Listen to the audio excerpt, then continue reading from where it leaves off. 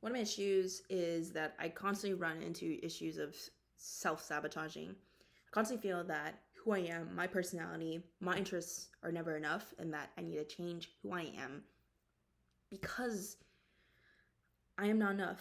And right now I'm on this journey of really just accepting myself for where I am, seeing myself for where I am, and really just being honest with myself as to where I'm at and really trying to build something from there. I think it was really difficult also about being someone who I feel like I carried so much expectations, especially being an Asian woman, right? Of just needing to be a very specific way. And for those of you who may also have been raised in a very traditional environment, even if you're Asian or not, but like just growing up in a more traditional Asian household, like the pressure of needing to be a very specific way. I grew up in an immigrant Vietnamese family, and I'm the only child, so I had a lot of pressure placed on me. And as an adult now, nearing my 30s, there's still so much unlearning that I have to do. And almost in a sense that like I do feel emotionally stunted as a result of the upbringing that I had in some senses, just because I was thrusted into a life of academics and was not really given support around other areas of my personality. For example, I was always a very creative person, and I even took art classes at some point, and that was supported from my family at some point. But they didn't think it was useful whatsoever, so they just pulled me out of it and like, oh, there's no point of you doing that, yada yada yada. And I just believed, okay, so like in order for me to be successful, I needed to be a very specific way, which is someone who's academically excellent, someone who's successful, someone who's soft-spoken, all these things. And I just don't fit in that.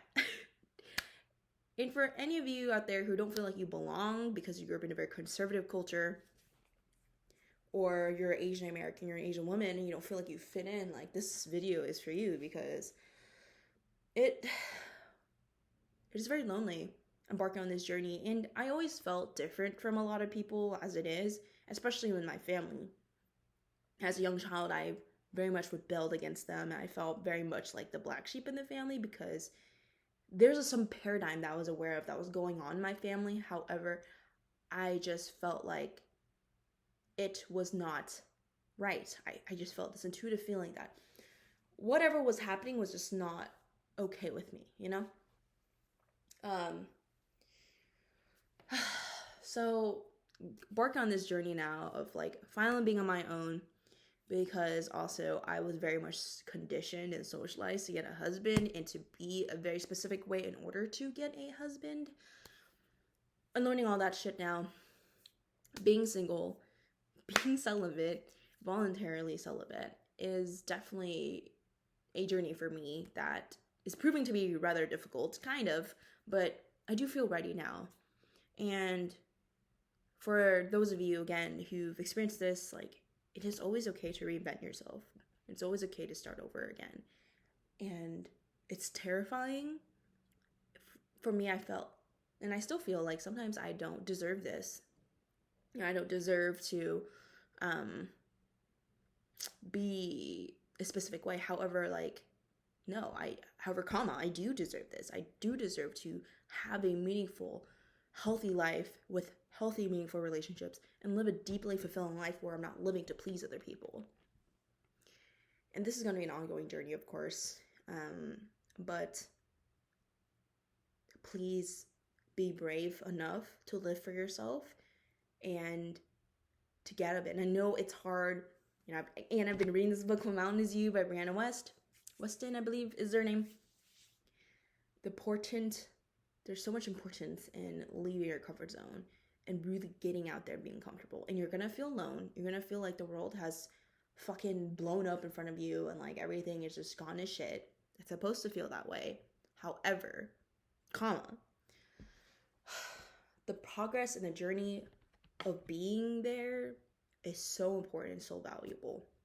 And I'm really learning that now as I'm really being on my own for the first time in 9 years. I always say that, like, that, oh yeah, I'm gonna try and blah blah blah, and then what happens, I end up in these, like, sorry, my hair is bothering me.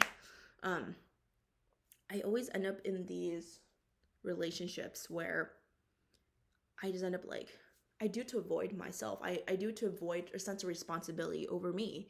I do it instead of taking care of myself, and I'm just tired of doing that. You know, I want to focus on myself. I want to focus on my career. I want to focus on my YouTube channel. I want to focus on establishing myself as more of a creative. I want to work on establishing myself as more of a content creator, and really just help folks understand the journey of, like, recovering as a people pleaser, recovering as someone who's experienced really difficult, recovering from, like, a very conservative traditional background, or being, Asian American, or being, like, a person of color, whatever. Like, this is the space for you, and I hope that I can provide some kind of safety container for all of you to really share what it's like to experience these things, because so often we don't feel like we have these spaces for us. So yeah, I know this video is kind of all over the place, and I'm not sure anyone's gonna watch it, but this is my love letter to my future self as I continue going on this journey, this YouTube channel. For any of you who are also curious about going the same path, like, we can do this, we're in this together. So much love for you. I will see you in the next video. Bye.